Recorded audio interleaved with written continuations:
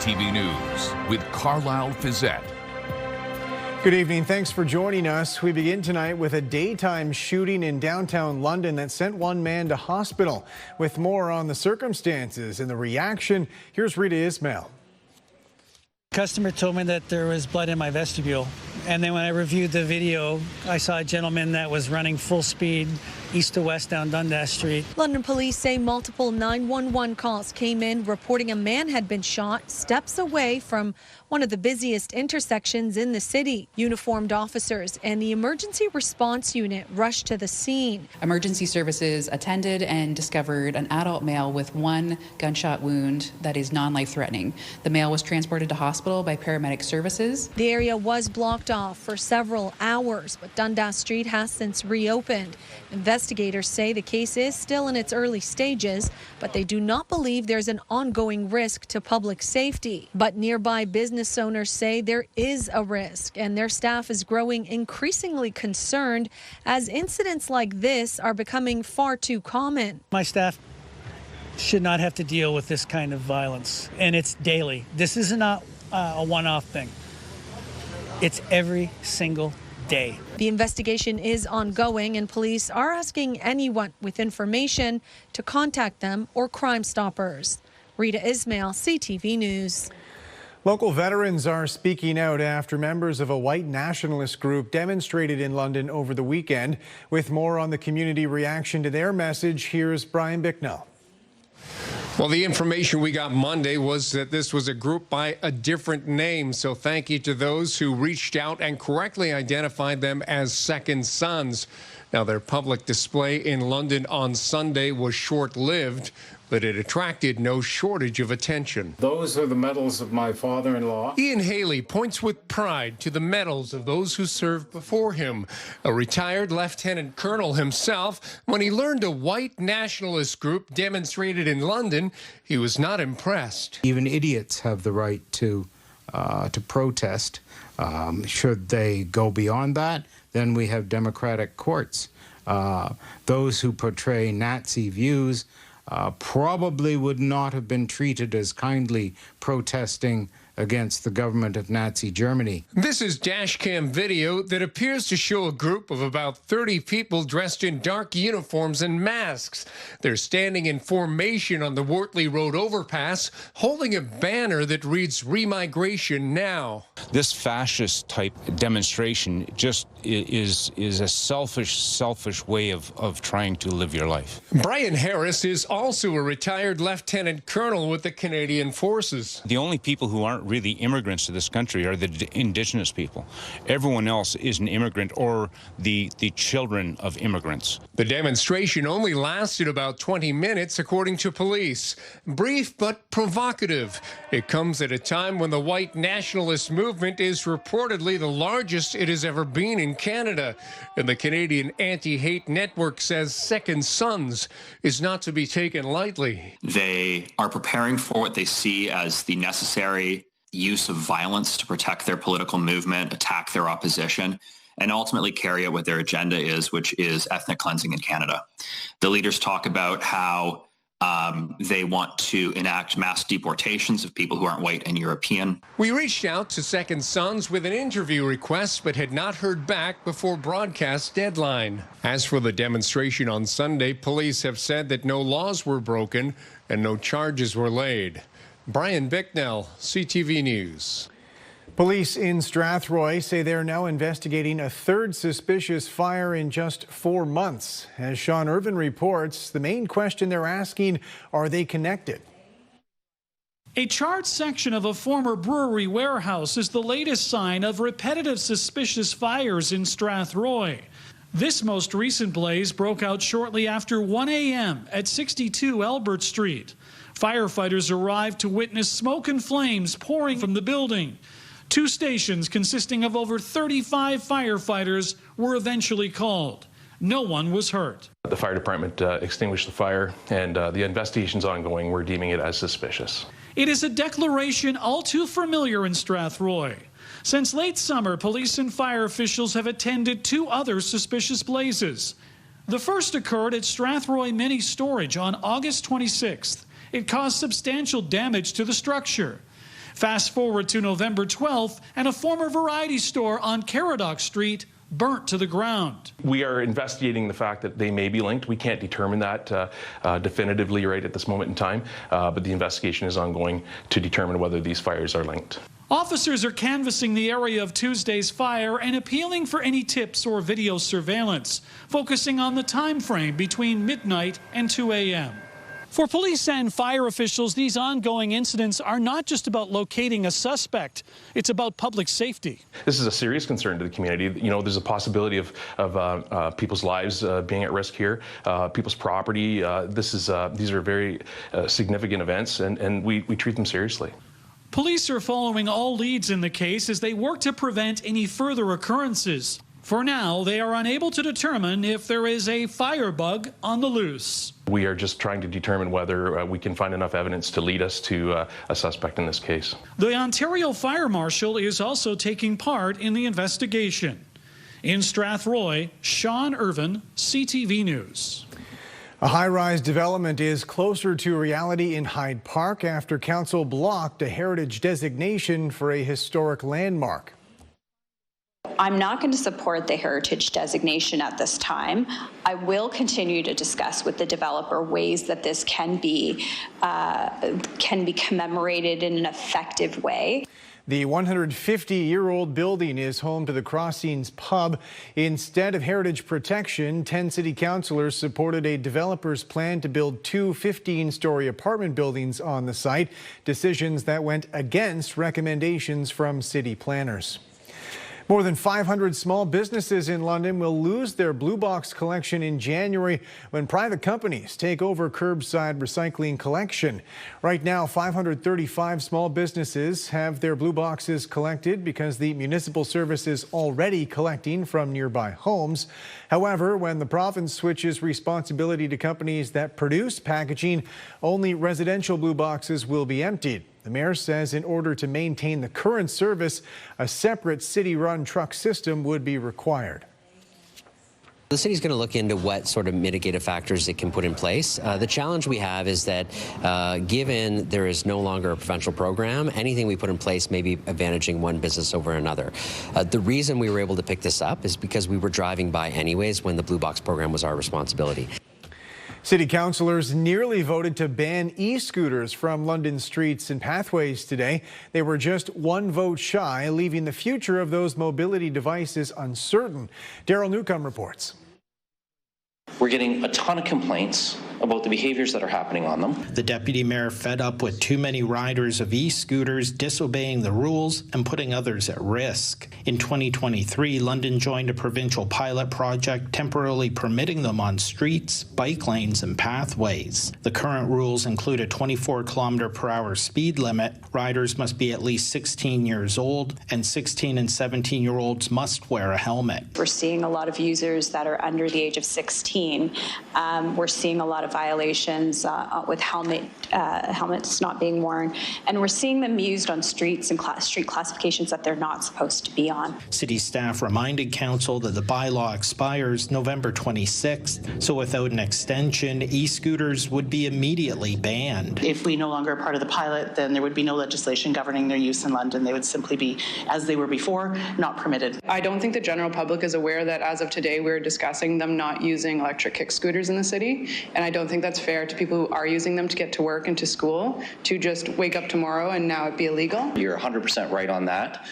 But there are a lot of people who aren't, and they're putting themselves and they're putting others in danger, and that's where I struggle with giving any further extension to this. The province's e-scooter pilot project expires in November 2029. City staff had recommended London extend for 1 year to collect more data, but sensing it might be defeated, Councillor Frank suggested a shorter extension. I'd appreciate the support from council to extend this just for 6 months so we can look at this a little bit more fulsomely and hear from our residents. Frankly, I'm done with piloting.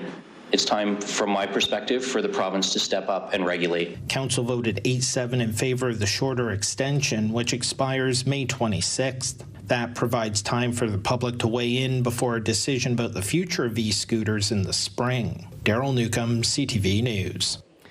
Sarnia police leadership walked away from budget deliberations today with much less than they hoped for in their bid to get new police headquarters funded. Jerry Dewan has more on today's debate and where it goes from here.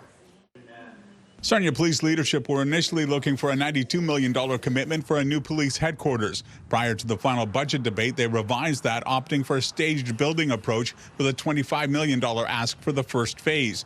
In the end, council agreed to far less than that. $5 million to be borrowed at, I believe it's 4.59%. The police service had launched a social media campaign outlining shortcomings of the current headquarters. Despite that, Mayor Mike Bradley had used his strong mayor powers to pull all funding for a new headquarters from the budget.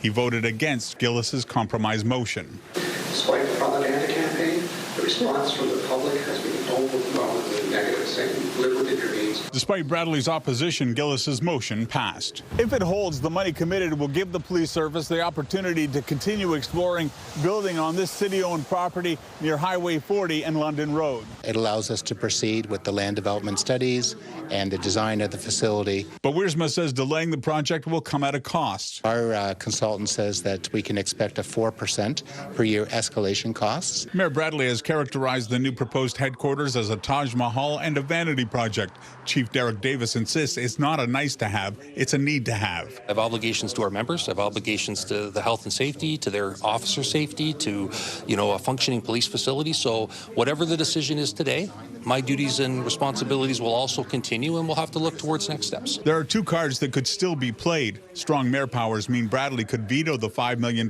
committed to police. Conversely, the police service could appeal to the Ontario Civilian Police Commission, an independent body that in part works to ensure political decisions don't negatively impact effective policing. It's an option. I think it is obviously a legislative option that's available to any police board, and should they find themselves in this predicament. As it stands, the Sarnia budget will mean an approximate 4.3% property tax increase for 2026.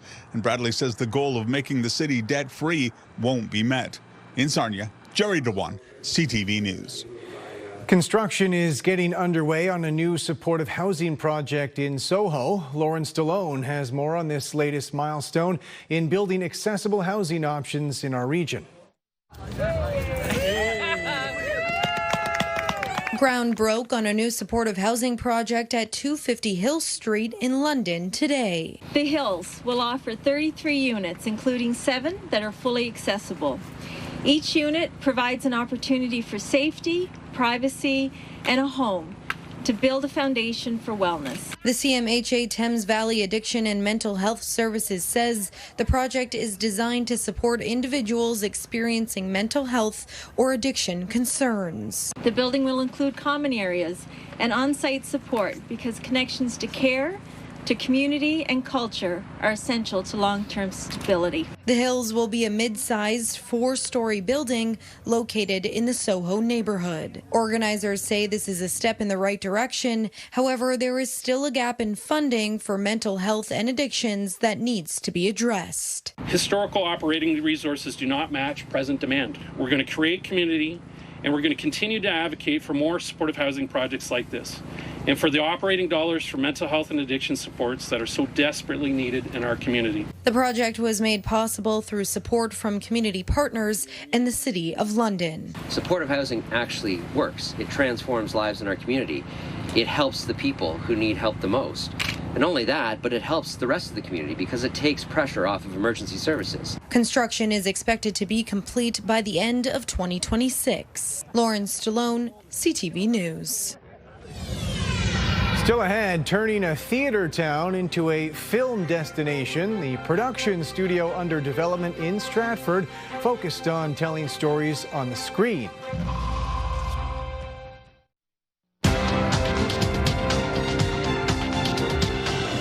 Canada's main stock index was up on strength in the industrial sector, while American markets were mixed today. The TSX gained 296 points in New York. The Dow added 664.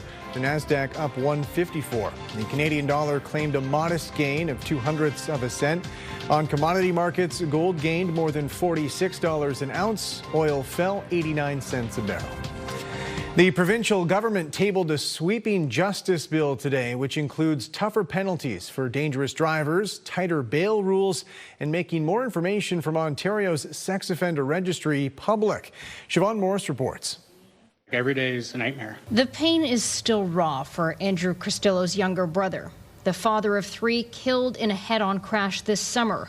The driver of the other vehicle was already on police radar for having hit the Premier's SUV back in January. A family's loss exposed a gap in the law. The individual going over 200 kilometers an hour when he hit forward was back behind the wheel within 30 days. Had that not been the case, maybe my brother would be here today. We're taking action. A gap the government's trying to close, making good on a promise to the Cristillo family. Including a 90-day license suspension and a 7-day vehicle impoundment when police have reasons to believe someone was driving dangerously. Today, we're done gambling, and we're going to start seeing some real consequences. The government's considering forcing impaired drivers who kill parents to pay child support, increasing fines for careless driving, and a lifetime ban for those convicted of dangerous driving causing death. It's a bit rich coming from a government who just removed the ability of municipalities to have speed cameras in place. This is a wide-ranging bill dubbed the Keeping Criminals Behind Bars Act. It includes making people pay up front for bail. The Canadian Civil Liberties Association says that would create a 2-tier justice system. Our bail system doesn't work because our jails are crowded. And our jails are crowded because our justice system doesn't work. Ontario will consult on making public parts of the sex offender registry. But at the end of the day, we believe that our communities must be safe for everyone. The Premier has said he's willing to reach for the notwithstanding clause to override the charter if opening up the registry is challenged in court. But the government isn't going there preemptively. No, we're going to debate it in the legislature. We're going to make sure that we engage our stakeholders. Siobhan Morris, CTV News. Good evening. Cloudy overnight with some light drizzle. The winds picking up heading into your Wednesday morning. We have lots of watches and warnings in effect in through southern Ontario. I'll get to that coming up after the break. But Jennifer sent us in this photo of Olive. And if you are heading out in the morning, grab your rain gear. We will have some showers first thing, but extremely mild. Coming up, we'll talk about a strong cold front that's prompted a special weather statement in London, snow squall watch in effect in midwestern Ontario, and wind warnings along the northeastern shoreline of Lake Erie. I'll have all your local forecast details coming up in just a few minutes. 'Tis the season for helping others, and the Business Cares Food Drive is how we can all help Londoners in need. On November 29th and 30th, over 40 participating grocery stores and hundreds of volunteers will be collecting food and donations. Over 40% of people who use the London Food Bank are children, so your support is needed now more than ever. Let's ensure everyone has a happy holiday.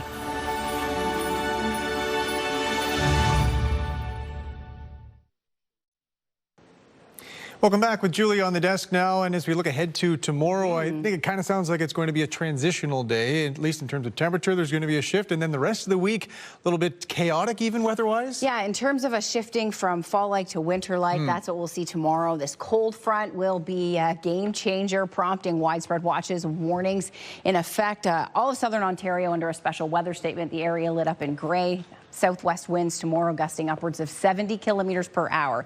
Now, north of that, a snow squall watch has been issued. So that's Huron, Perth, Grey Bruce, and that stretches east to the southeastern part of Georgian Bay as well.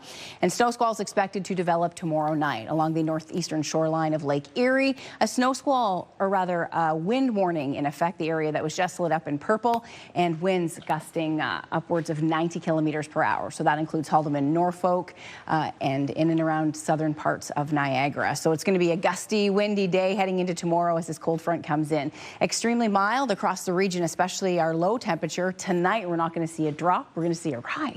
So temperature holding around 9 to 10 degrees overnight. We had that rain come through earlier. We had that southerly component, some showers, some heavy rain now east of London.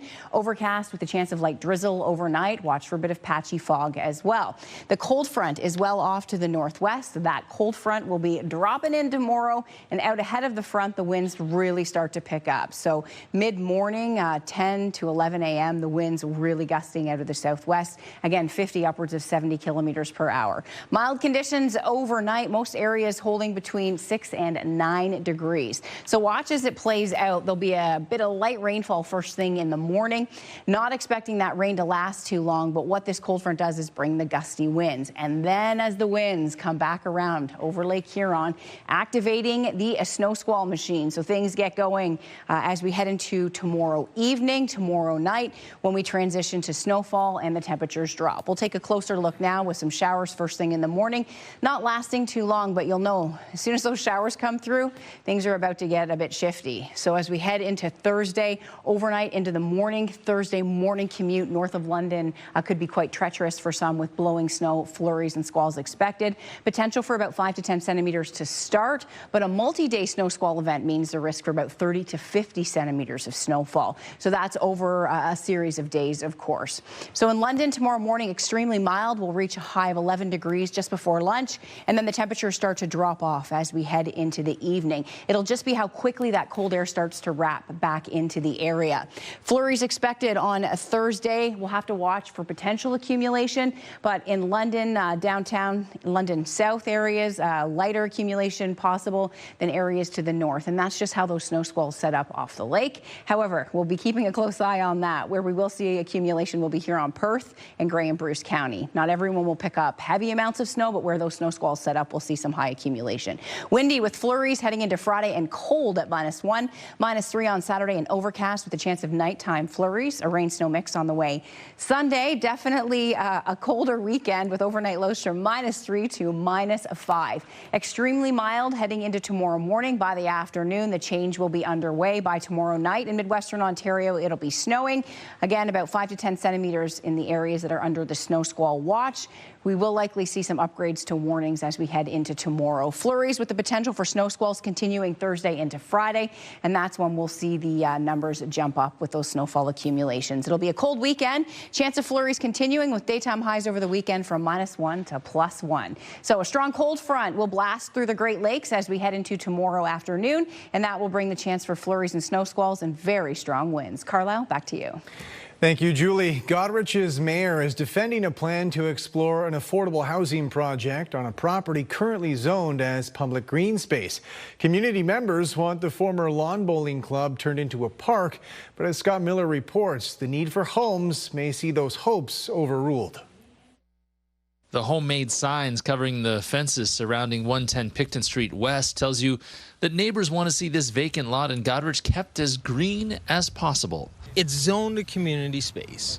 That might be taken away. For 100 years, this green space near downtown Goderich was a lawn bowling club, but after it closed in 2014, the lot has sat largely empty. The town is desperately trying to add housing to the community and are eyeing this lot and others to do it. We're in a housing crisis, right? So these are things that we need to be looking at.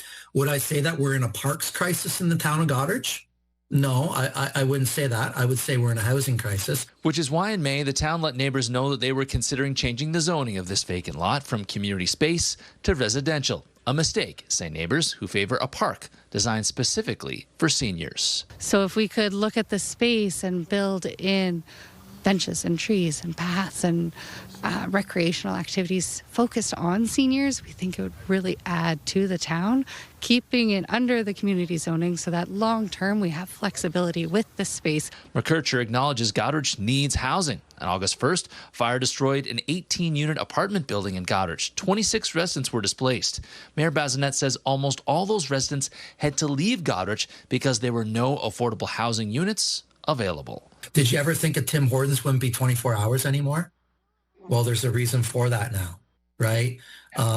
There's not enough housing in the town of Goderich to be able to support some of our businesses in the town. Picton Street West neighbors will bring their case to keep 110 Picton Street West as community space back to Goderich Council on January 14th. Historically, looking through all the other rezoning that's been done to the town, community space never comes back. Once it's gone, it's gone. Yes to affordable housing, yes to housing needs, but also, and yes to green space, yes to community space. And it's about balance and this long-term planning and what does it actually look like as we live here as it intensifies.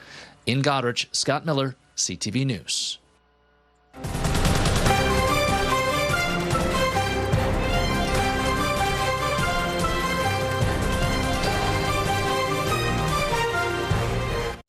Finally tonight, there's a push in Stratford to expand the iconic theatre community's entertainment reputation beyond the stage. Development is underway on the city's first large-scale film production facility.